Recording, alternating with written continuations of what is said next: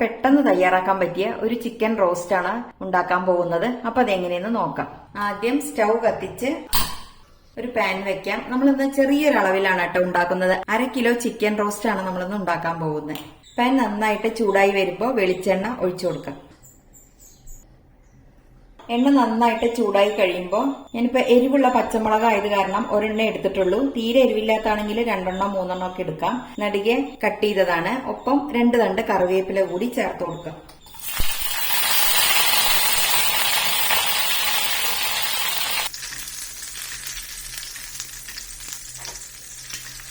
ഒന്നങ്ങോട്ട് മൂത്ത് കഴിയുമ്പോൾ 2 ടീസ്പൂണോളം ഇഞ്ചി വെളുത്തുള്ളി പേസ്റ്റ് ചേർത്ത് കൊടുക്കാം.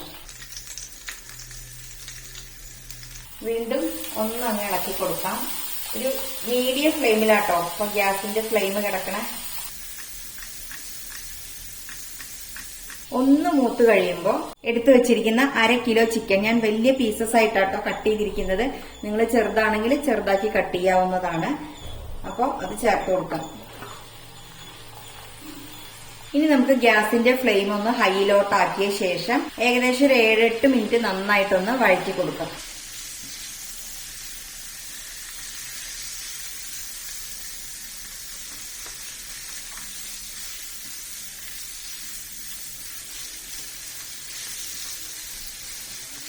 നമ്മൾ ഈ ഇഞ്ചി വെളുത്തുള്ളി പേസ്റ്റ് ഒരുപാട് ബ്രൗൺ കളർ ആക്കിയിട്ടില്ല കേട്ടോ. അതിന് മുന്നേ തന്നെ നമ്മൾ ചിക്കൻ ചേർത്തുകയാണ് ചെയ്തത്.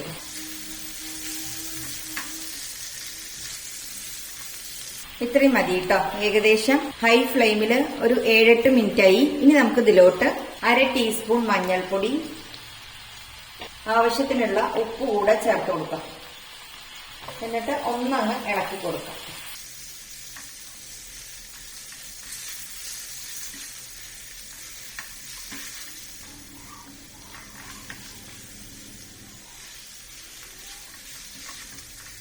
നല്ലപോലെ മിക്സ് ആയിട്ടുണ്ട്. ഇനി നമുക്ക് ഇതിലോട്ട് മീഡിയം സൈസ് 2 സവോള പൊടിയായിട്ട് അരിഞ്ഞെടുത്തതാണ്, അത് ചേർത്ത് കൊടുക്കാം.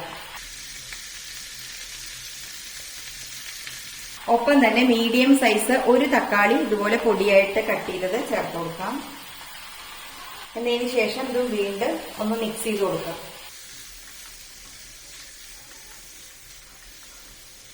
ഉപ്പൊക്കെ ഒന്ന് നോക്കാം കേട്ടോ. അപ്പൊ ആവശ്യത്തിനുള്ളതുണ്ട്. ഇനി പോരാ തോന്നുകയാണെങ്കിൽ നമുക്ക് അപ്പം ചേർക്കാം കേട്ടോ. ഇനി നമുക്ക് ഗ്യാസിന്റെ ഫ്ലെയിം സിമ്മിലാക്കിയ ശേഷം അടച്ചു വെച്ചിട്ട് ഒരു 10 മിനിറ്റ് കുക്ക് ചെയ്തെടുക്കാം. ചെറിയ തീയിൽ കിടക്കണം കേട്ടോ, അത് പ്രത്യേകം ശ്രദ്ധിക്കണേ. ഫ്ലെയിം കൂട്ടിയേക്കരുത്. അപ്പൊ ഇതിരുന്നാവട്ടെ, എന്നതിന് ശേഷം കാണാം.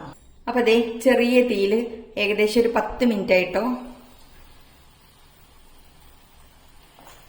ഇനി നമുക്ക് ഇതിലോട്ട് ബാക്കി പൊടികളൊക്കെ ചേർക്കാം.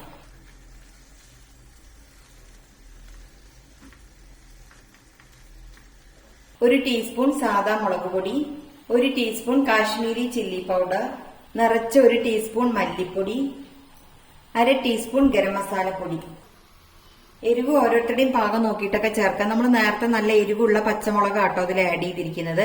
പിന്നെ കാശ്മീരി ചില്ലി പൗഡറും സാദാ മുളക് പൊടി എടുത്തിട്ടുണ്ട്. അതൊക്കെ ഓരോരുത്തരുടെയും പാകം നോക്കിയിട്ടൊക്കെ ചേർക്കുക. തീരെ എരിവ് വേണ്ട എന്നുള്ളവർക്ക് കാശ്മീരി ചില്ലി പൗഡർ മാത്രം ചേർത്തിയാൽ മതിയാവും കേട്ടോ.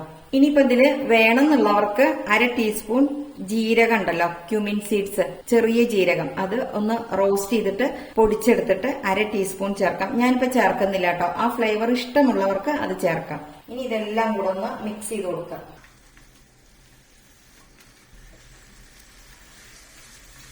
പൊടികൾ ചേർക്കുമ്പോൾ നമ്മൾ ഗ്യാസിന്റെ ഫ്ലെയിം ഒന്ന് സിമ്മിലാക്കിയതിന് ശേഷമാണ് കേട്ടോ ചേർക്കുന്നത്. ഇനി നമുക്ക് ഗ്യാസിന്റെ ഫ്ലെയിം ഒന്ന് കൂട്ടി വെക്കാം. കാരണം ഈ ചിക്കനിൽ ഇറങ്ങി വന്നിട്ടുള്ള ഈ വെള്ളമൊക്കെ ഉണ്ടല്ലോ, അതൊക്കെ നന്നായിട്ട് വറ്റി വരണം. അപ്പൊ ഒരു മീഡിയം ഫ്ലെയിമിലിടാം. ഇനി ഈ മസാലയൊക്കെ ഉണ്ടല്ലോ ഈ ചിക്കനിലേക്ക് നല്ല പോലെ പിടിക്കണം കേട്ടോ. അപ്പൊ ഏകദേശം ഒരു 5-8 മിനിറ്റ് ഇതുപോലെ നന്നായിട്ടൊന്ന് കുക്ക് ചെയ്തെടുക്കണം. നല്ലോണം ഡ്രൈ ഫ്രൈ ആക്കിയിട്ട് എടുക്കണം.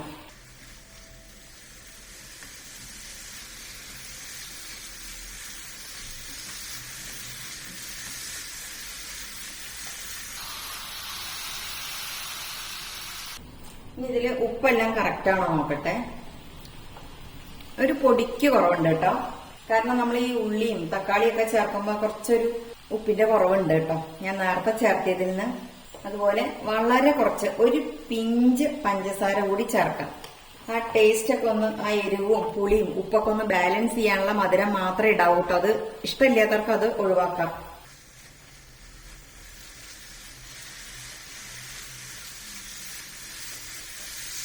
ഇതിലത്തെ ഈ ഉള്ളിയുടെ മസാല കഴിക്കാൻ ഭയങ്കര ടേസ്റ്റ് ആട്ടോ.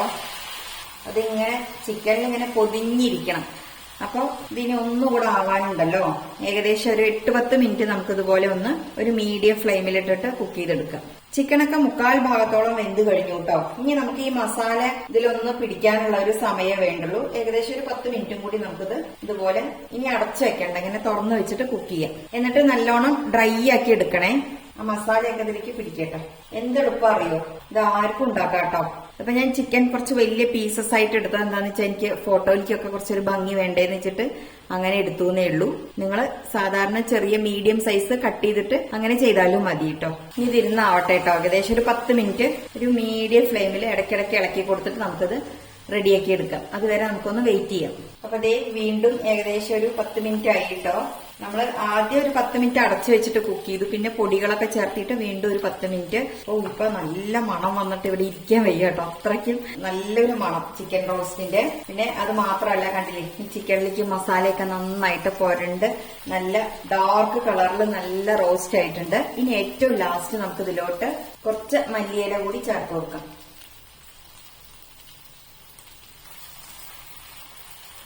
ഒന്നതുപോലെ ഒന്ന് മിക്സ് ചെയ്ത് കൊടുക്കാം.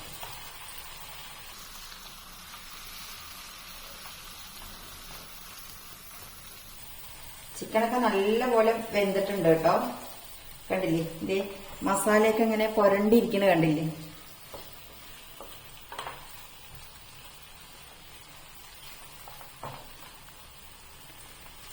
അപ്പൊ ഇത്രയേ ഉള്ളൂ. എല്ലാവരും ക്രിസ്മസിന് ഇതുപോലെ ചിക്കൻ റോസ്റ്റ് ഉണ്ടാക്കണം കേട്ടോ. വളരെ എളുപ്പമാണ്, വലിയ പണിയൊന്നുമില്ല. പെട്ടെന്ന് തയ്യാറാക്കാനും പറ്റും, ആർക്കും പറ്റും കേട്ടോ. അപ്പൊ നല്ല ടേസ്റ്റി ആയിട്ടുള്ള ചിക്കൻ റോസ്റ്റ് എല്ലാവരും ഉണ്ടാക്കിയിട്ട് എങ്ങനെ ഉണ്ടായിരുന്നു എന്ന് പറയണേ. അപ്പൊ ഇനി നമുക്ക് ഗ്യാസ് ഓഫ് ചെയ്യാം കേട്ടോ. ഇത് റെഡിയായി. എന്താ പറയാ, കണ്ടില്ലേ നല്ല ഡാർക്ക് കളറിൽ നല്ലോണം ഉള്ളിയൊക്കെ ഈ ചിക്കനിൽ പൊതിഞ്ഞിരിക്കുന്നത് കണ്ടില്ലേ. നല്ല ടേസ്റ്റി ആയിട്ടുള്ള ചിക്കൻ റോസ്റ്റ് ആട്ടോ. ചിക്കനും തന്നെ നല്ലോണം വെന്ത് നല്ല സോഫ്റ്റ് ആയിട്ടുണ്ട്. അപ്പൊ ഈ ക്രിസ്മസിന് എല്ലാവരും ഇത് ഉണ്ടാക്കിയിട്ട് എങ്ങനെ ഉണ്ടായിരുന്നു എന്ന് പറയണേ.